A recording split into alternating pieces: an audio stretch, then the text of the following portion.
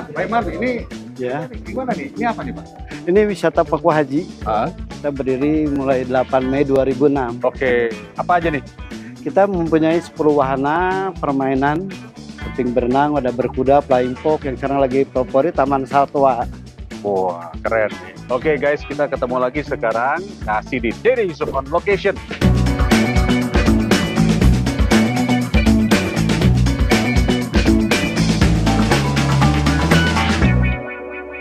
Bersama saya ada Pak Zulkifli Harhapajati.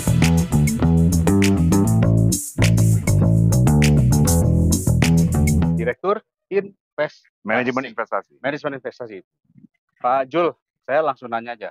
Ini tempat kayak begini, paling tidak luasnya udah berhektar-hektar. Ini kira-kira investasi kayak begini jalan nggak sih, Pak? Kalau kita bicara setiap daerah, potensi investasi seperti ini adalah potensi investasi yang banyak sedang dicari. Ya, artinya menggunakan lahan melalui pola kerjasama dengan para investor dan membuka semacam tempat seperti ini. Tempat ya? Ya. Nah, terus? Nah, karena dengan tempat ya, tentunya ekonomi di setiap daerah yang memang mau bekerja sama dengan investor dalam penggunaan lahan itu akan tumbuh, Kang. Bukan dari saja bagaimana orang datang, tetapi produk-produk ekonomi kreatif juga akan bisa tersalurkan dengan sendirinya dengan adanya tempat. Seperti itu. Oke. Baik. Pak Iman, sebelah situ apa Pak Iman?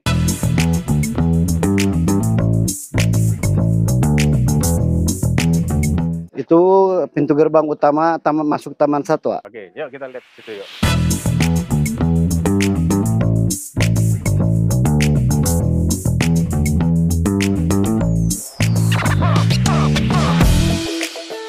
Wah, Pak, ada monyet, Pak. Ada monyet putih, Pak. Ini monyet dari mana, Pak? Ini dari Jawa. Dari Jawa. Kita mau sengaja satu pasang mau ditangkarkan. Monyet putih, keren amat. Bagus ya. Oke, nah kita ngobrol lagi nih, Pak ya. Sekarang berbicara tentang, katakanlah seperti ini, ya. Bikin binatang, masukin dari luar. Kita sebentar, kita ini dulu lah. Kita nikmati suasana di sini, Pak ya. Ada burung, apa namanya nih ya? Julang emas. Burung julang emas. Nah, ini kalau lihat kondisi kayak gini, investasinya berapa nih dulu nih, Pak Iman? Ingat nggak? Lalu kurang ini ya, karena bertahap sih ya. Bertahap. Ini Dulunya apa waktu pertama dibuat? Awalnya karena Pak Haji Rahmat ownernya suka kuda, itu dulu kandang kuda, jadi kita tiap sore main naik kuda. Jadi berawal dari hobi Pak Haji Rahmat, kemudian dikembangkan. Berapa Ibunya tahun senang. dikembangkan? Dari 2006. 2006. Cuman ya secara bertahap, termasuk lokasinya juga lahan terus bertahap. Investasi di tengah perekonomian yang lagi kurang begitu baik, Pak ya. Kira-kira investasi sektor pariwisata menurut data Kementerian Pariwisata gimana, Pak? Apakah sudah membaik atau belum? Sebelum ke data investasi pariwisata, kita bicara dulu data investasi dalam negeri. Ya. Jadi sekarang ini investasi dalam negeri ini jauh lebih menggeliat dibanding investasi dari luar negeri. Dari luar ke dalam. Dari luar ke dalam, betul. Tetapi justru dari dalam negeri sendiri, itu semakin meningkat. Jadi local investment. Betul, local investment. Nah, tentunya pariwisata menjadi salah satu potensi berinvestasi dengan baik. Mengingat banyak sekali daerah-daerah wisata atau daerah-daerah yang belum terjamah bisa kita lakukan investasi. Nah, kira-kira potensi untuk katakanlah berkembang year on year lah, ya investasi di sektor atau pertumbuhan ekonomi sektor pariwisata ini berapa persen, Pak? Kayak misalkan seperti ini ya. Jadi ini sebetulnya perlu kita dorong bagaimana pemilik daerah atau pemilik lahan ya bisa melakukan kerjasama investasi dengan potensial investor. Nah, seperti ini saja ya. Contohnya ini membutuhkan 15 sampai dengan 20 miliar. Misalnya seperti itu. Nah, tentunya ini sangat bagus sekali, apalagi tadi Pak Dede sudah katakan di dalam bahwa banyak sekali orang yang keluar pada saat hari-hari weekend atau hari-hari libur panjang. Nah, ini menjadi sebuah potensi. Tinggal nanti kita hitung saja secara mikronya ya, berapa return investmentnya dari jumlah total yang disiapkan. Investasi disiapkan seperti itu. Oke. Baik. Pak Iman, kira-kira dalam weekend, ramainya weekend kan ya? Weekend kita bukanya Sabtu Minggu. Berapa pengunjung yang masuk, Pak? Biasanya kalau Sabtu 500, kalau minggunya kita masuk 1.000 sampai 1.500 orang. Nah, kalau Senin sampai Kamis apa yang terjadi, Pak? Itu kita terima bookingan ya, seperti apalagi sekarang lagi musim perpisahan sekolah bagi rapot. Jadi kita tiap hari buka. Oke. Menarik. Artinya pasarnya selalu ada. Selalu terbuka. Iya tuh. Nah, apa yang harus dilakukan? Tapi kita sambil lihat ada burung apa lagi di sana. Yes. Kita lihat ke sebelah sana yuk. Oke.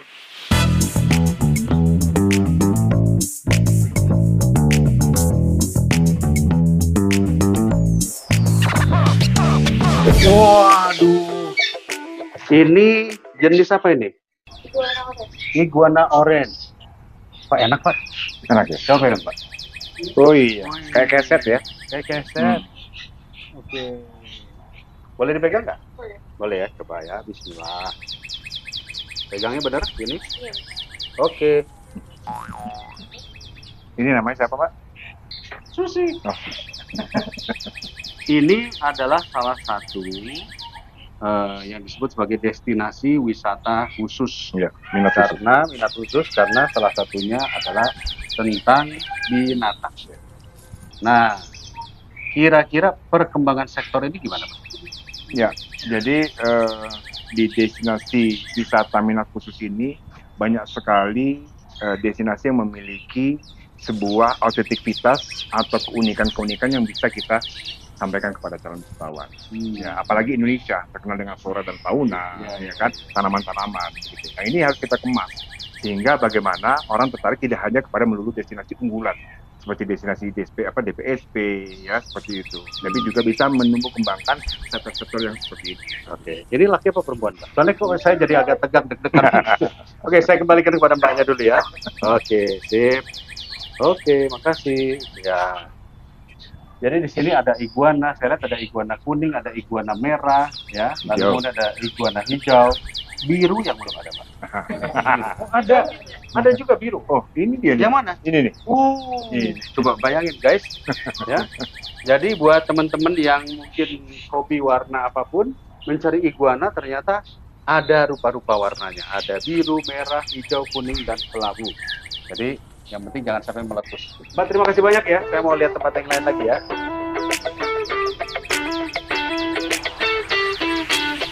Pak Iman, ini apa ini Pak Iman? Ini burung unta. Burung unta. Oke. Wih. Galak kan nih, Pak? Galak juga. Galak juga ya. Oke. Tanda-tanda dia akan galak dari mana, Pak?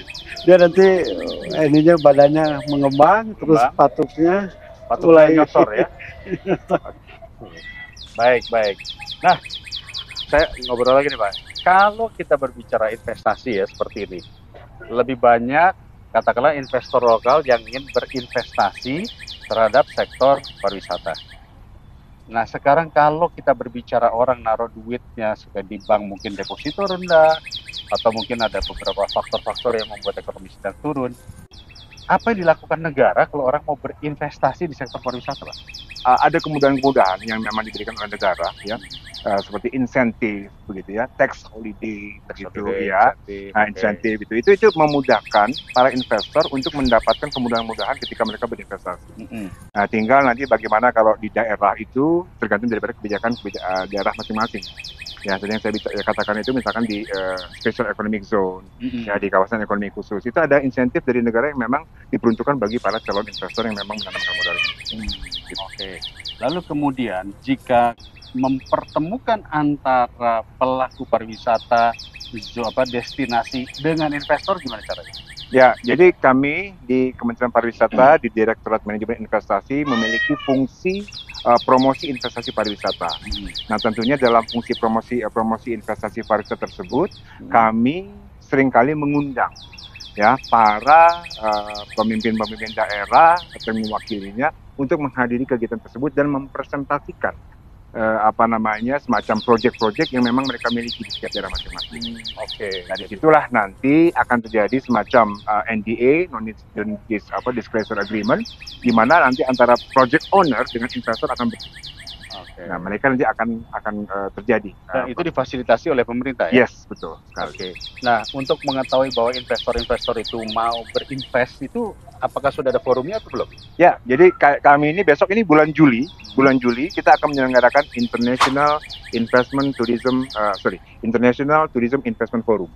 Nah, ini kami mendatangkan potensi investor yang memang sudah kami kurasi, dan nanti kami juga mengundang para project owner baik itu di daerah ya yang ada di Indonesia untuk mereka mempresentasikan sektor pariwisata apa, sektor ekonomi kreatif bagaimana, sehingga nanti kita bikinkan breakout room sehingga mereka nanti akan datang dan berbicara langsung berdiskusi dengan calon investor.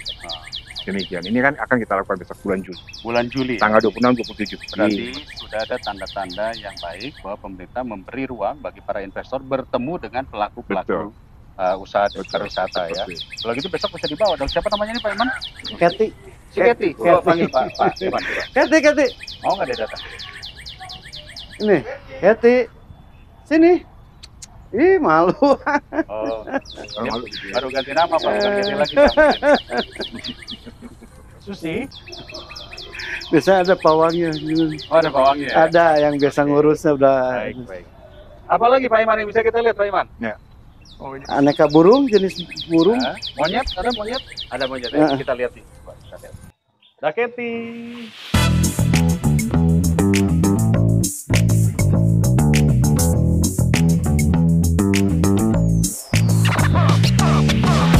Ada kalkun putih. Kalkun putih.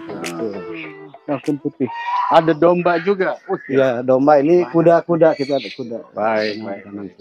Nah, Pak Jul, saya mau tanya. Ini burung onta juga satu lagi ya? Ya. Oke. Pak Jul, saya mau nanya. Kalau tadi kita ngobrol nih ya, bagaimana kemudian jika orang mau mengembangkan usaha, sudah ada ruang, apa yang harus dilakukan pemerintah daerah untuk mengembangkan pariwisatanya? Karena saya banyak sekali ketemu dengan pemerintah daerah yang mengatakan kami punya potensi, tapi baru sebatas potensi. Nah, kira-kira apa rencana planning Kementerian Pariwisata, Pak? Ya, jadi Kang, di kami itu, kami juga punya satu tusi yang kita sebut dengan tusi pemetaan atau profiling destinasi pariwisata. Nah, di situ kami bersama-sama dengan pemerintah daerah untuk melakukan pendampingan. Bagaimana mereka membuat sebuah dokumen yang kita sebut dengan IPRO, Investment Project Ready to Offer. Nah, dari situlah nanti investor mengetahui proyek-proyek yang ready to offer seperti apa yang pemerintah daerah miliki. Nah, ini yang sedang kami terus genjot supaya pemerintah daerah juga akan aware terhadap IPRO tersebut. Oke, kalau misalnya Jawa Barat, kita bicara Jawa Barat aja ya. Saya tahu Jawa Barat ini destinasi pariwisatanya banyak sekali, bahkan yang lebih baik, lebih bagus dari beberapa daerah juga ada di sini. Ya. Tapi apakah sudah punya blueprint-nya, Pak? Nah, setahu Bapak. Ya, seharusnya kan kita punya ITMP ya, Integrated Master Tourism Plan tersebut gitu ya. Nah, sebetulnya itu bisa menjadikan dasar bagaimana pemerintah daerah memiliki sebuah dokumen yang berdasarkan kepada ITMP tersebut begitu. Nah, sebetulnya itu blueprint besarnya. Nah, tinggal bagaimana pemerintah daerah nanti memfokuskan kepada daerah-daerah tertentu tadi dengan spesifikasi apa, keunggulan apa yang bisa ditawarkan kepada potensial investor. Dan kami ada dalam frame tersebut, ada dalam fasilitasi tersebut. Seperti itu. Oke. Menarik sekali nih, berarti daerah juga harus mendorong. Apa yang dilakukan pemerintah daerah, Pak, selama ini ke tempat wisata Bapak ini? Ya, mulai sektor jalan, karena dulu awal kita buka nggak ada jalan. Juruksak, juga infrastruktur juga. Nah, kemudian pembenahan dari segi ya promosi. Baik. Apalagi Pak kira-kira? Ya, pengembangannya mungkin nanti ya di lahannya itu sendiri. Ada kesulitan dari sisi perizinan nggak? Nah, itu penting juga tuh, karena masalah perizinan. Gimana Pak? Kalau awal memang ada sedikit kendala ya, terutama kita kan dari izin tetangga dulu dari awal. Kalau udah ke atas ya alhamdulillah. Oke. Nah, itu menarik tadi Pak. Jadi ternyata tidak bisa kalau kita berbicara OSS ya, online single submission dari pusat semua tanpa melalui daerah. Ya tadi izin tetangga, izin kelurahan, izin desa, izin lokasi, izin apa lagi Pak? Izin mertua ada nggak? Nggak ada ya. Tapi itu semua harus dilalui. Apa itu bisa terangkum dalam OSS Pak? Sebetulnya ini menjadi tantangan di kita karena memang di daerah ini mohon maaf ya sering terjadi tumpang tindih ya, sehingga apa namanya izin itu belum bisa direcord langsung oleh yang namanya OSS. Nah, tentunya makanya di daerah kami punya DPMPTSP, kepanjangan tangan dari sistem di pusat begitu untuk mengurai masalah-masalah yang terjadi di lapangan. Seperti yang Bapak sampaikan tadi.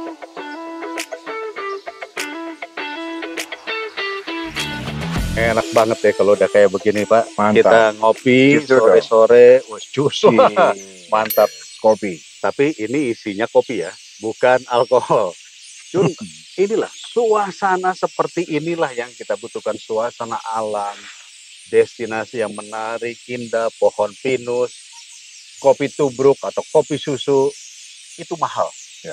Dan Indonesia memiliki beragam makanan kuliner, lokasi. Jadi sesungguhnya kalau tadi kita udah bicara banyak Pak ya, kita udah bicara bahwa peluang itu ada. Lalu kemudian pemerintah bisa memfasilitasi dengan pertemuan-pertemuan ya. Lalu kemudian iklim investasi dan sebagainya. Nah, kalau seseorang kemudian mengatakan bahwa saya akan tertarik nih, langkah-langkah apa yang pertama harus dia lakukan? Karena kan memang Indonesia ini kan terdiri dari kepulauan ya Kang ya. Nah, sehingga Indonesia as a archipelago ini memang perlu yang namanya konektivitas ya. Nah, ini yang juga pemerintah sedang mendorong bagaimana memudahkan konektivitas dari dan ke pulau satu ke pulau lainnya dengan tarif yang murah. Saat ini gimana? Ya. Masih mahal kah? Sekarang ini kita masih mendorong, memang belum terlalu signifikan. Ada persentase penurunan, tapi memang belum begitu besar lah ya. Signifikan saja, masih terus mendorong. Nah, kedua, infrastruktur ini saya rasa menjadi sebuah hal yang sangat sentral ya. Kenapa?